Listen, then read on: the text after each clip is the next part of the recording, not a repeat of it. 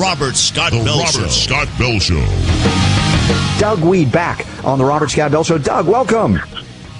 Hey, thanks for having me. I am so thrilled about what's happening out there. Of course, we know that he's not going to get the love that he gets in the new media, but Ron Paul is winning delegates like, oh my gosh, Romney's got to be panicking. Well, yesterday, as you may know, we swept 74% of the delegates in the congressional district conventions in Louisiana.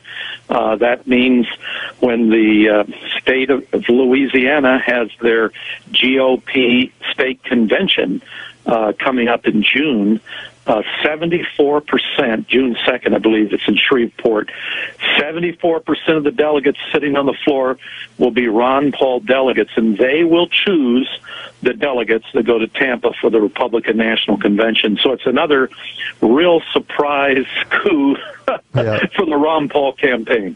Well, an irate, tireless minority is proving itself to be a majority on the ground at a lot of these caucus states in the delegate selection, and even states that didn't have caucuses. So we're seeing like Minnesota, Iowa, Washington State, Minnesota. I mean, this is amazing. I think they said he needs 5 states to officially be on the ballot there should there be a brokered convention. That's right. And Colorado and Nevada and Maine are also states where we're in contention.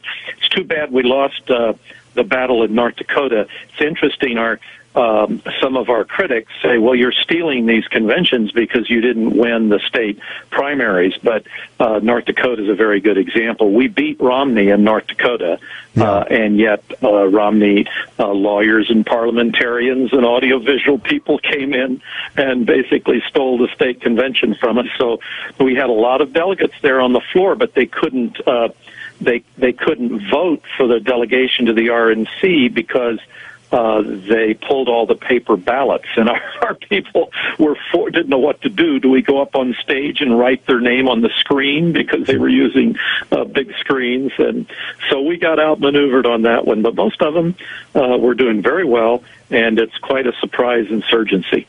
Yeah, well, if Romney wants the Badlands of North Dakota, give it to him, he'll freeze.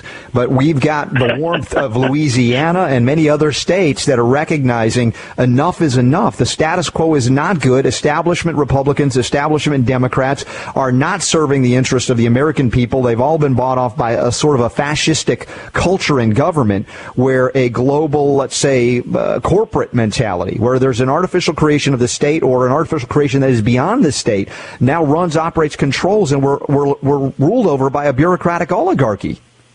Well, it's almost like the lights come on for people who begin to see what's happening. We were quite taken by the large Hispanic following that Ron Paul has. For example, in Clark County, Nevada, we carried 52% of the Hispanic vote, and all the other candidates split the rest. And we talked to some of the voters and the delegates. We said, why, what's your interest in Ron Paul? What's the connection? And they said, some of them told us stories. They said, our family immigrated from El Salvador or from Guatemala or from Latin America, and we had corruption in those countries. And we came to America to find the American dream and to live out the American dream. And we got here and we realized there's corruption here, that the Federal Reserve creates all this new money at 0% interest for their buddies and for favored banks and corporations, and there's not a free market. And it shocked us. We weren't prepared for that. And the one man who's exposing it and pulling the curtain back on all of this is Dr. Ron Paul, and that's the attraction. It's the same as the young people who are attracted to Ron Paul. It's the fear of the loss of the American dream, that it's slipping away from us because of the corruption we're experiencing now in this country. We're talking with Doug Wead, Senior Campaign Advisor to Ron Paul, and I've got him linked up, DougWead.com, as well as his WordPress blog, DougWead.wordpress.com, including some of his discussion about the delicate math that is making, let's say, the establishment Republicans very nervous. But there isn't a genuine groundswell of excitement for Mitt Romney. It's lacking. It's not like everybody in the Republican Party is going, well, if Ron Paul would just get out of the way, we'd all be Romney-holics suddenly. Yeah, it's in fact it's even it's even worse than it seems. As you know, in one of the last Rasmussen polls, Ron Paul beats Barack Obama. Mitt Romney ties Barack Obama. And I guess the best illustration of what you just said is for now more than a year, the Mitt Romney campaign is sending out these promos asking for a $1 donation. Click here, and you make a $1 donation. Now, why would the Romney campaign want a $1 donation? And for this $1, you enter a sweepstakes where you can fly and be with the candidate and go out to dinner with him and be on the campaign trail with him, and you get all of these things if you're the winner, if you make this $1 donation and you're selected as the winner.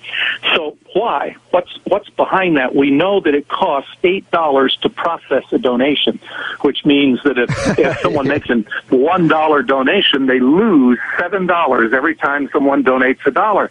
So in processing the data and the reports to the FEC and all that's involved. So why would they lose all that money to get those $1 donations? And the answer is their FEC reports are horrible. They show just small groups of very wealthy people. This is the Goldman Sachs candidate, and the masses of people across the country don't support him. He can't pull that giant crowd compared to Ron Paul, and so it's embarrassing. They're actually spending money to try to get donations from small donors. So Mitt Romney is now the lottery candidate. Sign up and be part of the Mitt Romney lottery. You might win a dinner with him. And, of course, they might even throw in a gumball for you. But I don't know which was worth more, the penny or the gumball. Well, the object, of course, is they're trying to attract small donors in diverse states so that when they file these FEC reports, as they do each quarter, they aren't so embarrassing, so they don't have Ron Paul beating them in the number of small donations. They want to show that they're not just the candidate of the big banks. Well, it's going to be hard-pressed. They'll be hard-pressed to do that because, as we've covered here on this show, the major supporters of both Obama and Romney are pretty much the same all the way through from Goldman Sachs on down. Yep, and Barclays and J.P. Morgan and Bank of America, and you're right. And it explains what happened in the debates when you have major companies who are the advertisers on these television networks. Their advertising dollars depend on the low-interest loans that they get from these major banks that are getting 0% interest loans from the Federal Reserve, and all of us are paying for it. That money comes from all of us, not just the middle class. It comes from the poor in diminished value of the dollar. So while the poor man says, well, I'm not paying any taxes. The government's paying everything for me. Every year when there's quantitative easing and there's an increase in this money supply, the dollar that goes to the poor man is diminished.